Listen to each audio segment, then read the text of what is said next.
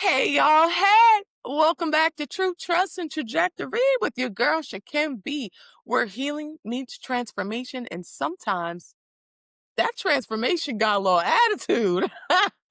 Because I don't know about you, but my forgiveness error didn't come with angel wings. It came with side eyes, sarcasm, and silent prayers that kept karma on her receipts. Healing didn't make me holy overnight. It just taught me how to hide my petty a little better. So I want to talk about that balance, sis. That weird middle ground where you're trying to be spiritual, but your human side still wants to pop off. Like, yes, I mean meditate, but also, yeah. I'm still gonna hope that your tire catches a slow leak if you play with me. I mean, a really slow one though. But I'm healed now, I promise. Because let's keep it real. Everyone preaches forgiveness until they get disrespected by someone who swore they loved them. And that's where your grace gets tested. So I want to take y'all back. There was a time in my life where I considered myself the fixer, also the peacemaker, the one who kept giving chance after chance after chance. Think of that. Thinking that I was doing God's work. I thought that patience equaled purpose, and that if I just prayed harder, cried softer, and loved deeper, maybe they would finally change. But really, what changed was me. Because when you spend years being someone's peace while they continue to bring you pain, you start to confuse suffering for strength. I was calling it loyalty, but it was really self abandonment with good intentions. Ooh, that hit. I remember one night I had just finished begging God to fix the situation. I was at a point where I was journaling every night. I was doing my meditations before bed. I had started tapping into the Bible, getting closer to God. I remember how tight my chest was. My eyes were literally so swollen from crying. And I don't know if y'all ever been through that where you cry so hard that the air feels thick. It's like grief got a texture. And I heard my own voice say, "You're praying for deliverance, but you're also sleeping with what is destroying you." That was the moment that I knew I was at war with my spirit because my spirit been told me, let go. But my flesh said, hold on until they realize your worth. And I talk about this in my last video, how we expect other people to change from a level of perception that they're at. So if someone doesn't see or fully understand to the extent or the detriment that they're hurting you, they're not ever going to stop. So I had to come to the acceptance, the understanding, the realization that I was the one that was causing myself that pain. We want divine timing to hurry up when we're scared to be alone. Like, how do we make that make sense? I kept trying to be the bigger person. So I would forgive things that broke me, and I would be really quick to accept apologies that never came, or I had the apologies that would come and it was quickly untied. It went in the opposite direction because they would apologize for something and then turn around and do that same thing again, right? In my mind, that's not really an apology. An apology, the only appropriate apology is changed behavior, right? But again, if a person doesn't see the error of their ways, they're not going to change. And once you come to that realization, then you also have to look at, you have to be the one to change, whether it's how you deal with them, how you respond or react to them. You have to be the one. So at the time, I thought that I was being spiritual. But the truth is, I was really just scared. I was scared that walking away meant failure because nobody wants to feel like they've lost or that they've failed, right? And then it starts making me question my worth. Like, well, how is it that I've had these relationships and they all fail, it must be me at some point, right? I don't know. I was scared that letting go meant losing control. And I was scared that peace meant being forgotten because I never wanted to feel like I was just forgotten by someone. I think I had attached my worth to how well someone perceives me, right? Or lack thereof. But sometimes peace, it feels like punishment when chaos is all you've ever known. So I want to be honest with you guys for a second. I used to weaponize forgiveness. I would forgive people just to prove that I was stronger than them. But inside, I was boiling, like absolutely livid. I was pissed. I would say things like, I wish you well. But secretly, I was hoping that karma was clocking in overtime, and that's a lot of energy to put into external, right? Because at the end of the day, one of the things that I learned is that it doesn't matter what happens after as long as they are far the F away from me, right? Especially if that level of love was causing so much turmoil and chaos and hurt and pain. But, I did feel guilty for it. Like I wasn't healed enough. But that was the moment that I learned grace and petty can coexist. I think that sometimes part of that process, especially after you feel like you've been hurt by someone, especially someone that you love and that you held such a tremendous space for, humanly speaking, it's like,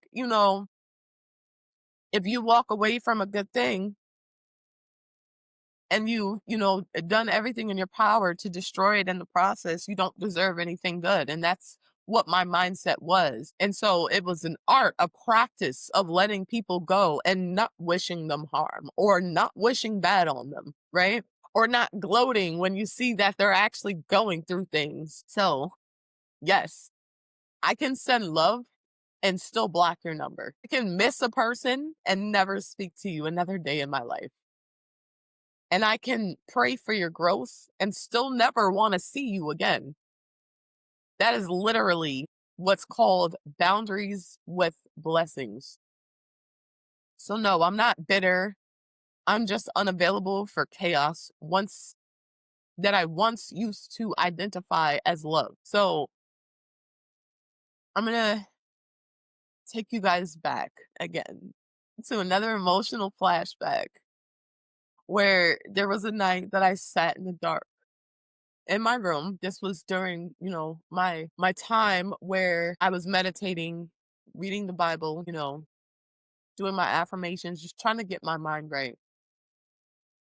And I replayed every conversation, every lie that I believed, every promise that turned into poison. And I remember getting so angry, like I was just livid. And I wasn't mad that, they had hurt me. I was mad that I let it happen so many times. And I think that's one of the parts of healing that a lot of us never really talk about, right? We talk about how we've been wronged by other people, right? And how atrocious and, what tyrants these people are. But we don't ever talk about the guilt that we feel from allowing them to do it so many times, to treat us a certain way so many times, right? And even the process of forgiving someone over and over again, expecting different behavior, expecting them to take us into consideration, expecting us to actually take us into consideration, and they never do. And we know each time that we take someone back or continue to deal with them, that we're going back into the same pattern or the same cycle. And we still allow this to happen. The anger that builds up inside of us, not just for the other person, but for ourselves, because I remember feeling that for the first time. And I was just so overwhelmed with emotion and shocked and disgusted at myself, because that's when I started to actually take accountability for the fact that my self-esteem, my sense of self-worth was not what I perceived it to be, right? I had mastered the skill of being the holy savior, for other people, but not for myself. And that's literally a hard pill to swallow when you start facing and looking at what you allowed yourself to go through, right? Because they say, fool me once, shame on me. Shame on you. Fool me twice, shame on me, right? After the 10th time, you're just like, whatever. You're not even paying attention anymore until you do. And I think that's like a really tough realization once you come into that. And again, I say it a lot. Once you see it, you can't unsee it. And so I went through this process where my brain kept saying, why didn't you leave sooner? You know, why did you allow this? And then I start looking and trying to identify the reasons, because, when we experience strong emotions, you want to be able to understand it. So you start trying to make logic out of emotion, right? And I think the logic part comes from wanting to make sure that you don't continue that cycle, that pattern, And my heart, it whispered, because you thought that your love could save them. But love isn't supposed to be a rescue mission. It's supposed to be a revelation. That's what it's supposed to be. So if they make you lose yourself to prove your love, it's not love. It's literally control dressed in compliments. It's control dressed in favor. It's control dressed as adoration, admiration. That's not love. So I remember waking up one morning next to someone who looked peaceful while I felt like a ghost in my own body. And I had literally stopped recognizing myself. I got to a point where I didn't trust myself at all. And so, because I didn't trust me, I had an even harder time trusting them. And that for me is the war, when you can't, you refuse to do what needs to be done to protect and save yourself, but you will literally show up in every possible way. You will exhaust every avenue to make sure that another person feels seen, safe, heard, right? But you can't do that for yourself. And, I remember feeling like I was walking on eggshells, like I was smiling through spiritual exhaustion, and I was literally calling it loyalty. And that is the moment when I realized that forgiveness without boundaries is literally self betrayal. And I think, me learning to set boundaries really felt like a violation, right? It felt like a violation to myself because I had operated for so long without having boundaries, right? And so, because I like to pride myself as being that person that, always make sure that everyone else feels comfortable, everybody else is happy, right? Even if that's to my own detriment.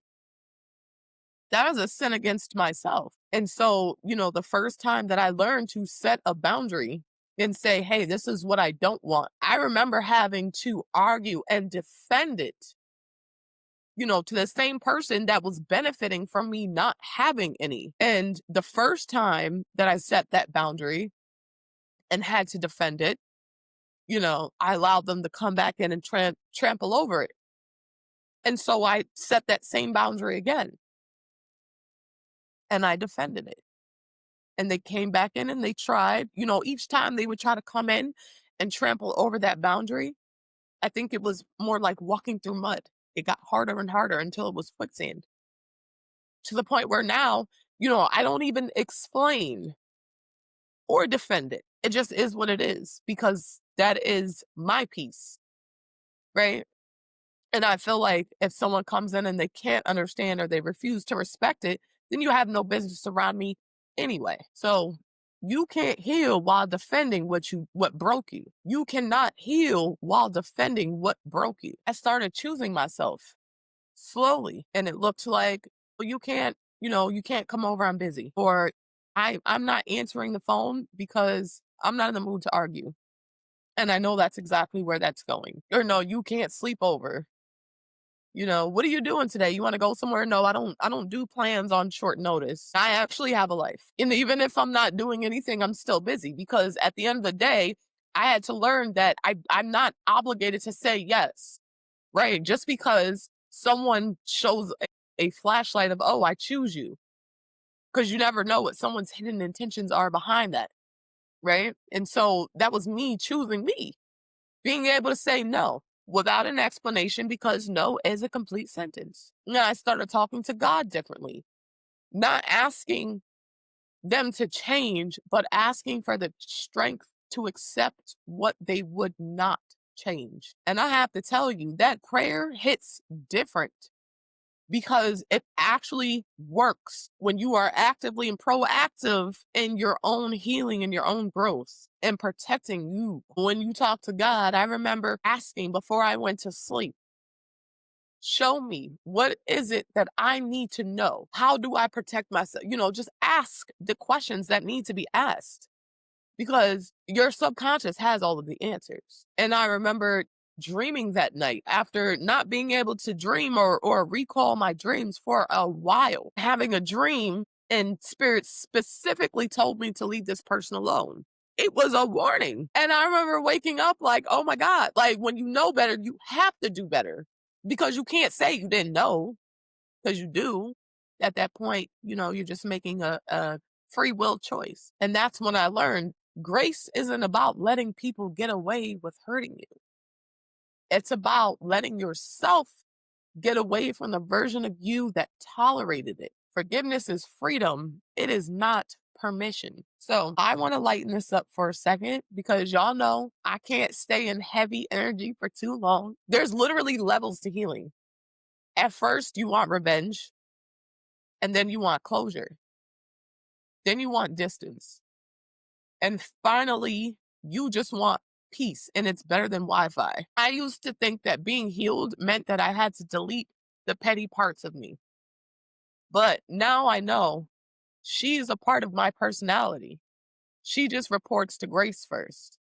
So I don't have to wish bad on anybody. I don't have to, take inventory of or keep revisiting the times where, maybe I might have been in a dynamic that ultimately broke me, right? Because I know if it had not been for those instances, those situations that I was in, I wouldn't be this person today and I wouldn't be sitting here talking to you guys, right? So the healed version of me, it still has jokes. I just stopped using the pain as the punchline. So there's something empowering about not reacting, not because you don't care, but because you finally do about yourself. I remember the first time I didn't respond to a message that used to trigger me. And, you know, I think there is still a part of me that I really don't 100% truly understand, right? Part of it is I like to put myself through tests of endurance to grow my strengths. And so I used to deal with somebody that would intentionally trigger me, that would intentionally try to gaslight and manipulate me. And, I learned from this person how to set boundaries and, what that manipulation and that abuse actually looks like face to face in real time. That is the first time that I've ever been truly aware what was going on. And so, I remember, he used to do things to trigger me and I called it out and I started using chat as my assistant. I would screenshot the messages, put it into chat GPT and ask like what is going on here? So chat GPT would break down the entire conversation and I'd be like, wow, I don't want to believe that someone that I love would intentionally have these malicious intents, right? And maybe he wasn't aware either, but that's not for me to truly understand.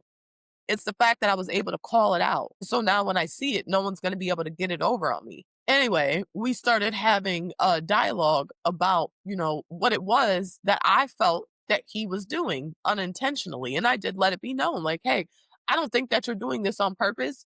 Maybe you're just not aware. So allow me to educate you on what it is that this dynamic, where it's going and what you're actually doing and how it makes me feel, right?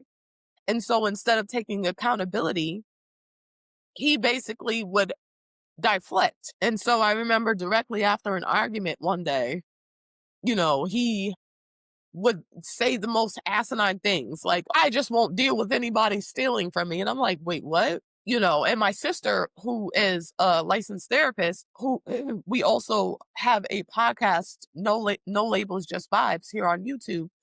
She actually broke it down. What she was telling me was, sometimes narcissists, what they will do is they'll try to throw the most heinous accusations. They'll just say things to provoke a response from you, right? Because I'm like, this shit doesn't make any sense. I haven't seen you in like 3 days. But that was him trying to get me to respond and react so that he could pull me back into that toxic dynamic. And so that was the first time that I realized it. I noticed, I was consciously aware of what that was.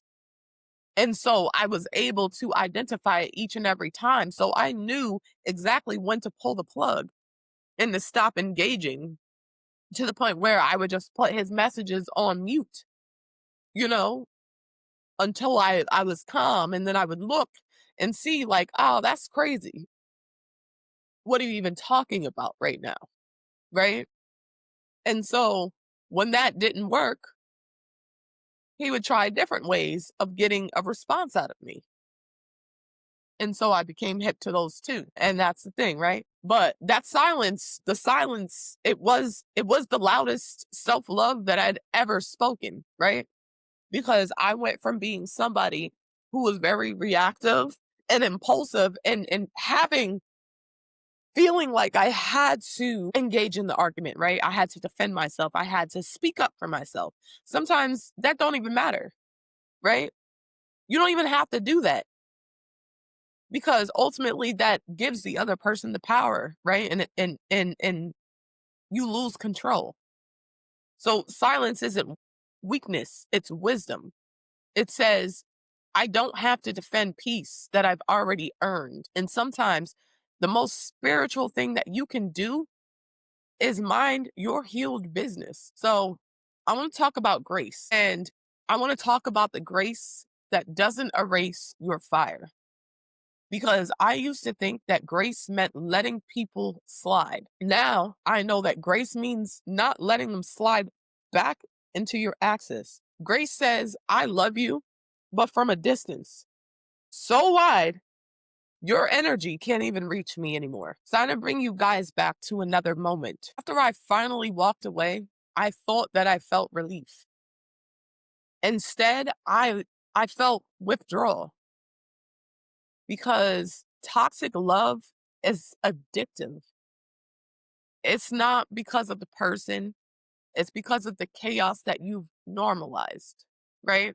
This pattern that I found myself stuck in, this cycle, it was something that I've experienced for over a decade. And so it's like being in your warm house, right?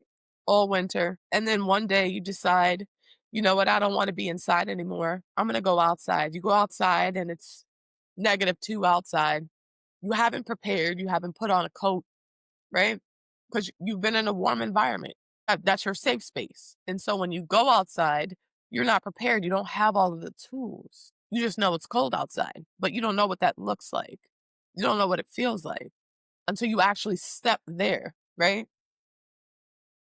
And so now you're outside in zero below 2 weather, no coat, no hat, maybe a scarf, right? That's what that looks like. So that brings on a certain level of silence. And in that silence, I met myself for the first time. I met the me that didn't need that validation, the me that didn't have to beg for softness, and the me that actually laughed again, not because I was trying to mask the pain, but because joy finally felt safe. Peace will feel uncomfortable when pain was your home address. When you're so used to arguing and then having extreme highs and then extreme lows with a person, once that is all washed away, it feels strange. It feels foreign when you finally have space and time and a place to breathe.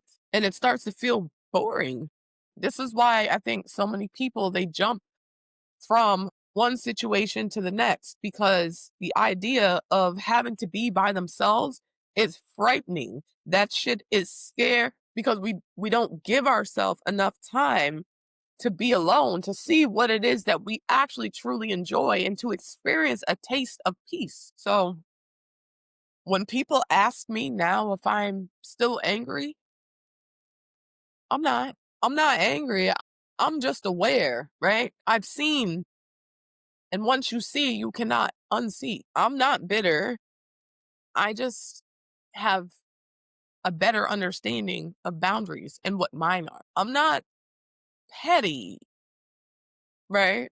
But I still believe in poetic justice, and that's okay because spiritual doesn't mean that I've lost my edge. It doesn't take away from who I am, right? It means that I've learned how to use it with a purpose. So I can curse you out respectfully and still namaste, ho. You understand? I don't need revenge. I just need results. And my healing is the get back. And it's something that no one can ever take from me. You can't throw who I used to be back at me and think that it's going to hurt me because I know I wrote I was her, I was there. Right? Again, if I didn't experience these parts or those parts in my life, I wouldn't be the woman that I am today. I wouldn't be where I'm at today. I wouldn't be doing the things that I'm doing today. I wouldn't be pouring so delightfully back into myself. And that's the thing. So we reached the part of the episode where I'm going to do the reset. We're going to do our grounding. So I want you guys to breathe with me. 6 in, hold for 4, and then 6 out through your mouth. Okay. Exhale, inhale peace, and exhale permission. Give yourself permission to be complex, to be emotional, to be messy and magical at the same time. Because that is the truth of healing. It's not pretty. It is powerful. I want you guys to say these slowly. I am both soft and strong. I can forgive without forgetting what I learned. I release resentment, but I keep the wisdom. I don't chase closure. I choose clarity. I honor the petty in me, but I let grace drive. So, if this episode hit home for you, please take a second, screenshot this, and tag me on Instagram or threads at Nchukym Bee, life coach, and tell me your petty but healed moment. Because we're not saints, we're survivors. We're survivors who learned how to turn pain into purpose. And please always remember healing doesn't erase your edge. It just teaches you how to use it with precision. Until next time, stay grounded, stay growing, and stay true to your trajectory. Don't forget to like, comment, and subscribe. Hit that notification bell so you guys don't miss another episode. And also, make sure you guys visit my website, nchukymbee.com. The link is in the bio on my page, where I have interactive shadow work healing journals. I also have one-on-one healing sessions and tarot readings. Okay, bye.